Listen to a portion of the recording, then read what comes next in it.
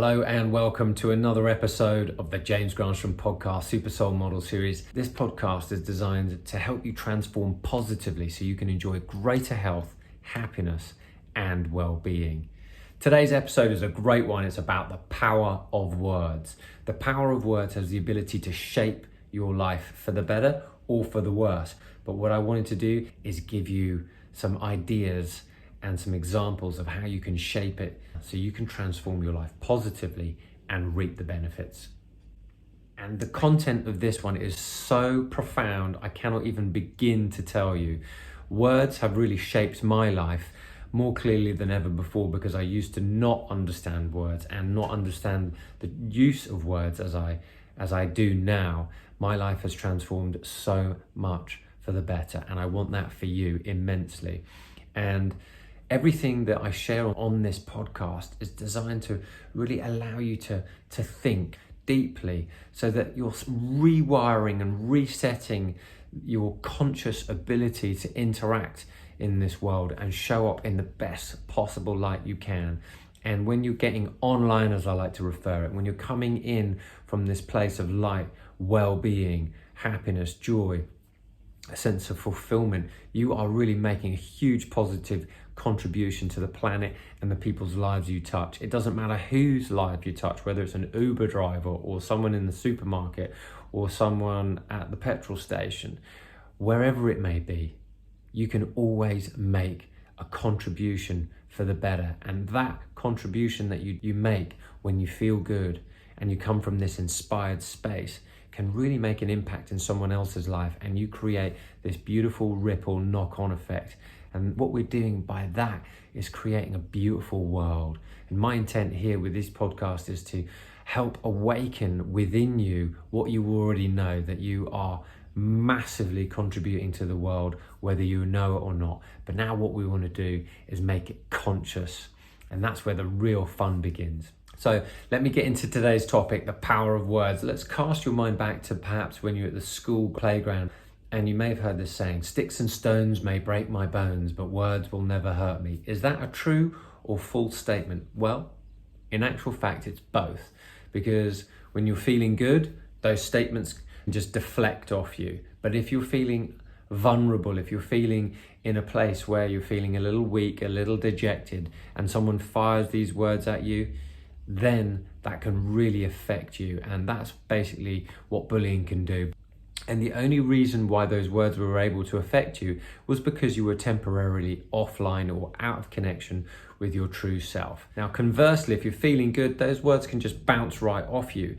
And what we're trying to do here in this particular podcast is remind you of your power, remind you that life can bounce off you because you are developing new spiritual toolkits, mental toolkits, emotional toolkits about how to meander through life when challenges present themselves. But not only that, but it's to tap into this lighter side of your being so that you come from a state of knowing that all is well.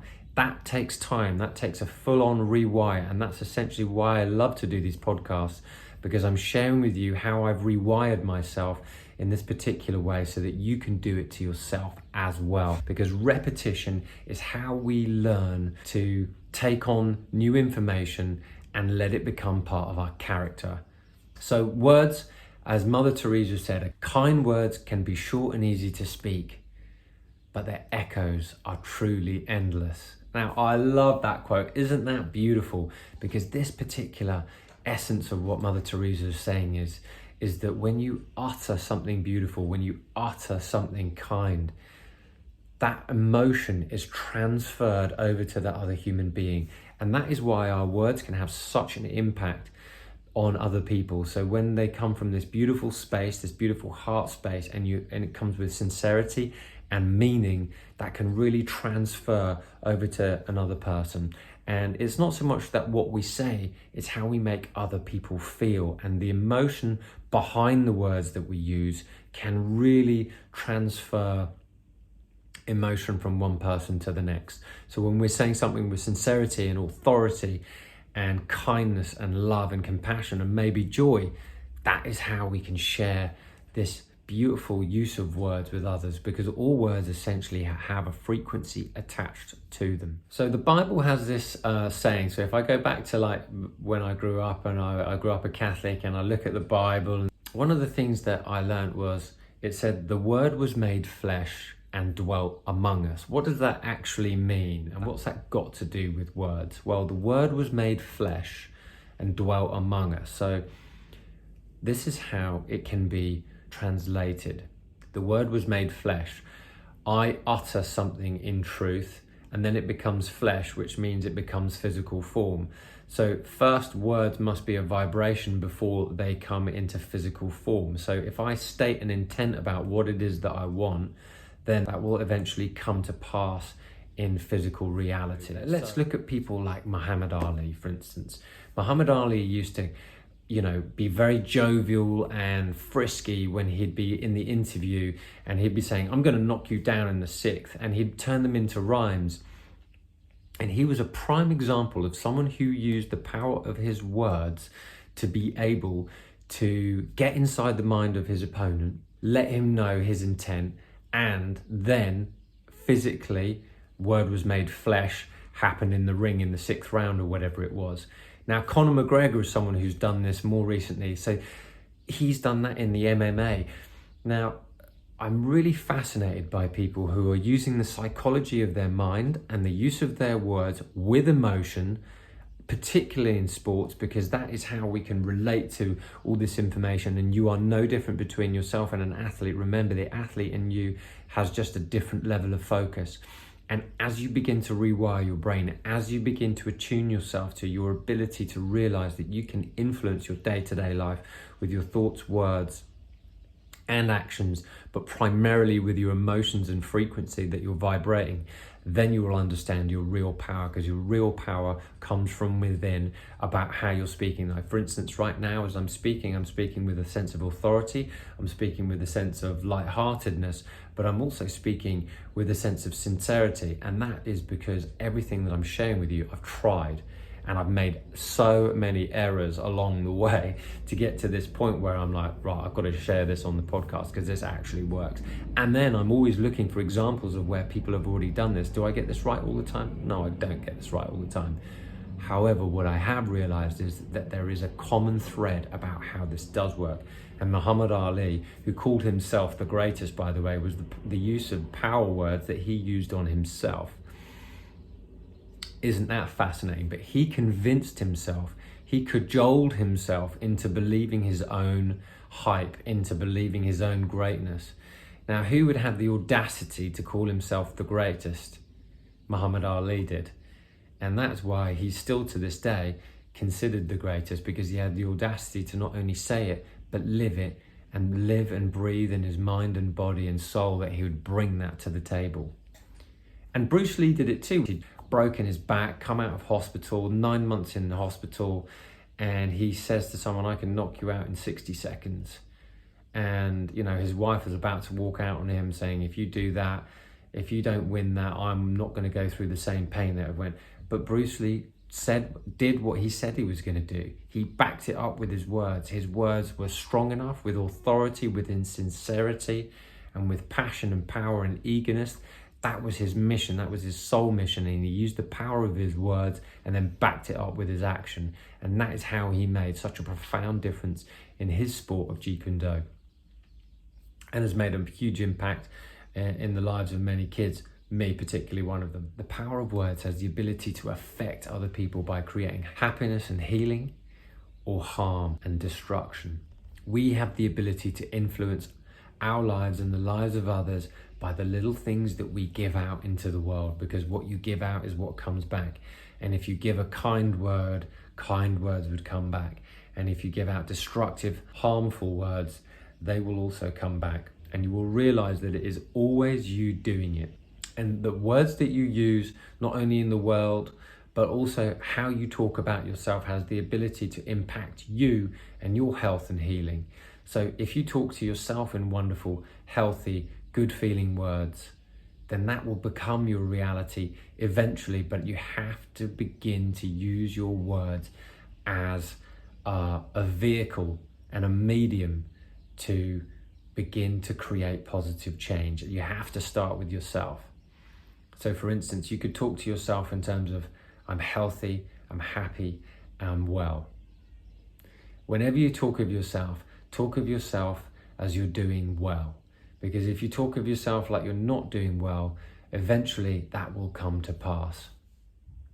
All words have a vibration. Words such as happiness has a vibration. Words such as satisfaction has a vibration. Words such as fulfillment has a vibration. Can you just feel the subtle difference between happiness, satisfaction, and fulfillment? These words make you feel up, don't they? They just make you feel like good.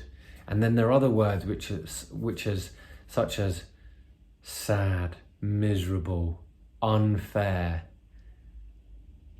Can you feel how that feels? That feels down, doesn't it? All words have a vibration attached to them. So when you start to use vocabulary and you start to use a vernacular of uplifting, positive talk, whether it be talking out into the world or how you're talking about yourself, or even how you're talking about your self-talk, and I'm going to do another podcast on that one. But how you talk and the language that you use can make such an impact, not only in your life, but in other people's lives. So use your words very, very carefully, because a kind word can transform another person's day. So when you interact with someone at the petrol station, or you interact with someone at the shops, or wherever you go, always leave a kind word of uplifting. Don't leave someone on a downer, leave someone on an upper, because if you're doing that, that is what you're going to start meeting with. Because remember, whatever you give out will always come back. So if you're always giving a kind word, you're always giving people the opportunity to have the benefit of the doubt. You're always giving an opportunity for someone to feel appreciated. That's what's going to come back. And your life will improve, and your life will feel enriched because of your words. Your words really can transform not only your life, but the lives of others. Now, words spoken with truth will really resonate with other people, because it may be hard to speak your truth sometimes, but you'll be loved and appreciated because you spoke it, and you will be honored that you spoke your truth, because it's also quite funny to speak your truth, but it's also quite sincere to speak your truth. So it's better to speak your truth as long as it's not hurting anybody, but it's coming from a self-expression. Because if you didn't speak your truth, what will happen is you'll only be hiding your light. You'll be only hiding that greater part of yourself, and you always want to give that greater part of yourself. And sometimes it's really speaking your truth. Sometimes it's hard to hear the truth, but you always value the people that allow truth to be spoken to you. The word was made flesh and dwelt among us is basically translated as, if I say it and I mean it with sincerity, then it's coming to pass. I always love Winston Churchill's speech. He finished his main speech by saying, "We shall never surrender." And he said that with such passion, such vigor, such authority. And when he used his voice in that way, that was the difference between him saying we're going to win the war versus we're not going to win the war. And those use of words by such incredible orators can really make the difference and transform a generation. Look at someone else, someone like Martin Luther King back in the 60s in the civil rights movement. He says, "I have a dream." And that particular speech changed another generation. It was an epoch when he had that speech, that life-giving speech, and he gave his heart and soul to that speech. So the power of words is so profound. If you ever listen to a eulogy, and it's beautiful, you will feel with every single word the gift of someone's life by the person giving the speech. So speakers can have such a profound impact on sharing beauty, love, kindness, and emotion with an audience if it's done very, very carefully. So the very use of words is profound.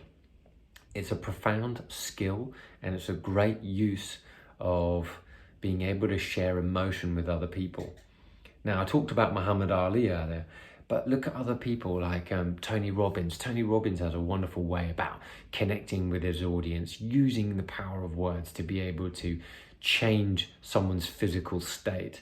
And that's why I was using those lovely words earlier, like satisfaction, sincerity, fulfillment, lightheartedness, happiness.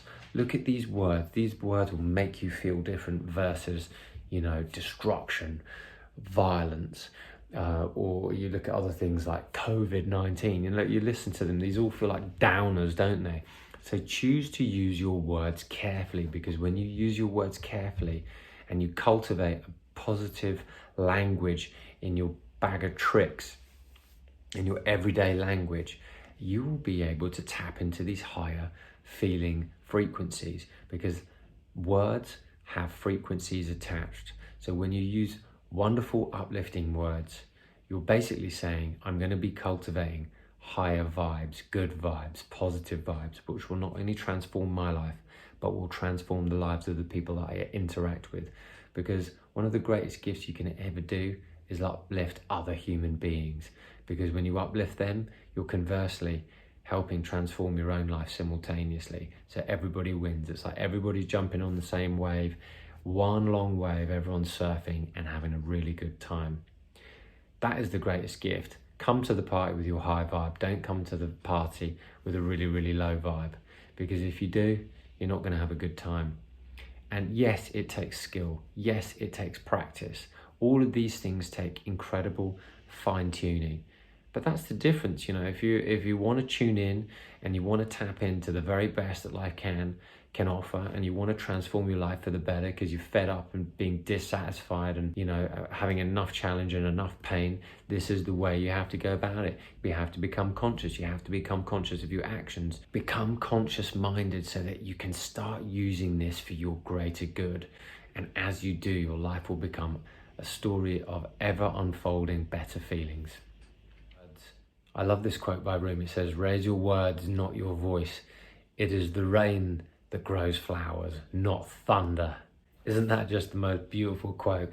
And in what he's saying is that as you raise the tone of your voice, as you choose to use better feeling words, as you choose to use more positive, uplifting verbiage as you're interacting with other people in your day-to-day life, what you're doing is helping grow beautiful flowers inside of your mind and your heart as you're interacting with the world.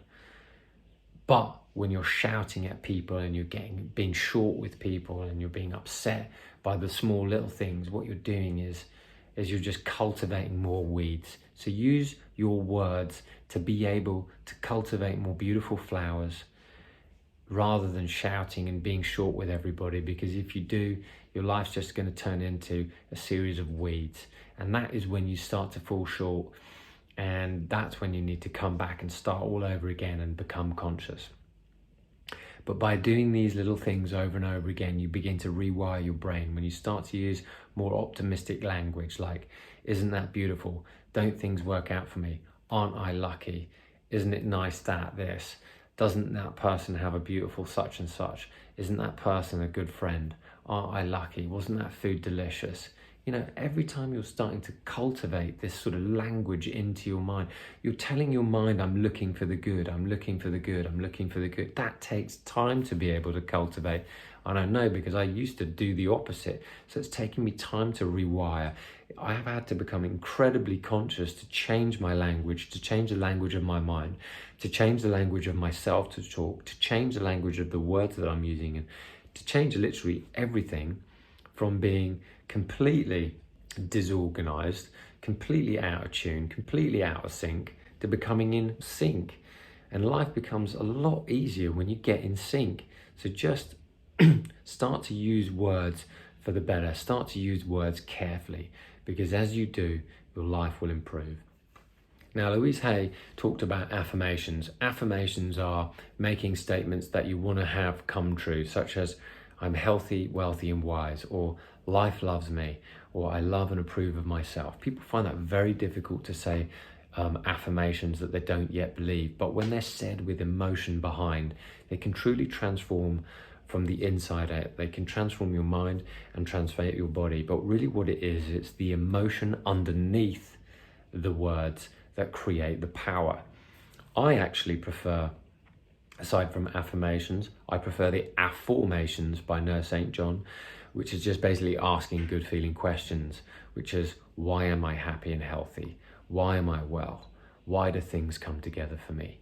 Why is everything working out for me? Why am I abundant and prosperous? Why am I a success? Why do I share my message with such zest? Why am I so good at what I do? This is a different frequency because I'm asking my mind questions, but at the same time I'm emoting. Emoting meaning I'm feeling emotion as I'm saying it. Whatever it takes to fall into the emotion of that which you're trying to bring into your life is the way it works. And words have the ability to direct good feeling emotion in the body and conversely bad feeling emotion in your body. And the people in the world that we are wanting to lead us have the ability to tap into this really good feeling emotion regularly, because it's always the person with the highest vibe that wins. So allow that flow state of yours to come from this higher frequency. So use your words to get you amped up. Use these words to get yourself feeling great. Even if you listen to the tone of my voice as I'm speaking a little bit quicker, you can hear the emotion driving up. And that's all they are. The ability of tone, the ability of voice, the ability of words can change how you feel. And if you listen to the sound of my voice, it's quite calm. And the calmness of my voice will be transferred over to you. But if I was erratic and mundane or boring like that guy on Ferris Bueller's Day Off, like the teacher, I don't know if you've ever seen Ferris Bueller's Day Off, but if you listen to the teacher, he goes, Adamson, Adley, Adler. His tone of voice is basically set up in that movie so that you are ready to fall asleep when you watch that film. And his class was very, very boring. And I can remember me at school listening to my teachers going, oh, so boring, so boring. And that's why I didn't really pay too much attention at school for some subjects, because the teacher's voice was so boring. And because I'm very, very auditory, I need someone with some enthusiasm, some excitement, some sort of energy, some like life in their veins when they're speaking to me, so that I can really be gripped in. That's what makes a good speaker, and that's what makes a great teacher. So become someone who uses their words and tone to excite, to ignite, to uplift, and to positively contribute to other people's lives. That's the power of words. The power of words will shape your life. The power of words will shape your day. Use them wisely. They're free, they're unlimited. I love people like Stephen Fry, and I love people like Russell Brand, people who have such a fantastic use of vocabulary, and they're able to use these words to make you think and to make you expand your mind. And that's why reading is so good, because you get to learn more words. But really, you can have words, but it's the tone, remember. The tone is what is sharing the energy. So you use your words wisely and make sure you have some emotion under the words. You need to have emotional content. And emotional content means use your words, but have some power, have some thrust, have some ignition, have some life, have some zest, have some zeal underneath your words, because when you do, you'll make an impact wherever you're at. Now, finally, I just want to wrap up by saying something that I came across years ago, and this is by a doctor called Dr. Emoto Masaru from Japan. He's passed away, and I've talked about him on one of my previous episodes, but I just want to remind you anyway. Dr. Emoto did a scientific study on water, and he wrote a book called The Hidden Messages of Water. And in his book, he used pictures from the Fujiwara Dam in Japan, and took pictures of a sample of water frozen prior to it being blessed by Zen Buddhist monks. So he had a picture of before and after of these frozen crystallized water of the Fujiwara Dam. And before it was blessed, it had this like splurgy, horrible looking picture. And after it was blessed by the Zen Buddhist monks, it had these beautiful crystals. So he was thinking, wow, that's a blessing. And there's an intent behind that. I wonder if I started to do this experiment with words, what would happen? So he took pictures of a crystal when it had a frozen crystal with the word "I love you" attached to it. he took these frozen pictures of water and attached little words to each of these little samples. So he had one which says, I love you. He had one which says gratitude. He had one says, I want to kill you. And he had one that says, I hate you. It had one that says, you make me sick. And it was so interesting because underneath every single message, there was either a crystal or this horrible looking picture. And it was so interesting that the positive words formed these gorgeous crystals. And he came up with this conclusion, which was, if this is what happens to water, and our body is pretty much mostly water, what are our words doing to us? So that really makes you think, doesn't it? So when you use positive language, when you use good feeling language, when you use beautiful language, when you use language with tone, it can transform the cells in your body, which is mostly made up of water. And when you're using language which is, you make me sick, or I hate you, or I da-da-da-da-da, what's that doing to the cells inside of your body? It's decomposing. Just imagine a world where people begin to use their minds and their words and their language and their tone for the better, to help transform their lives, to help make a positive impact, to help shape their world. Wouldn't that be awesome? Just think about the words that you use. So use your language and use the power of your words to better your life, because when you do, you'll not only transform your life, but you'll transform the lives of others. Anyway, I've hoped you've enjoyed this podcast. If you're not following me already, please follow me on YouTube, Facebook, Instagram, Twitter, and get liking, subscribing, and please share the message of well-being. That's what I'm all about. And as always, if you've got any questions, please feel free to write in. And if I can, I'll write back to you. I always try to write back to everybody who's trying to write in. And once again, thank you for listening. And as always, I wish you green lights all the way.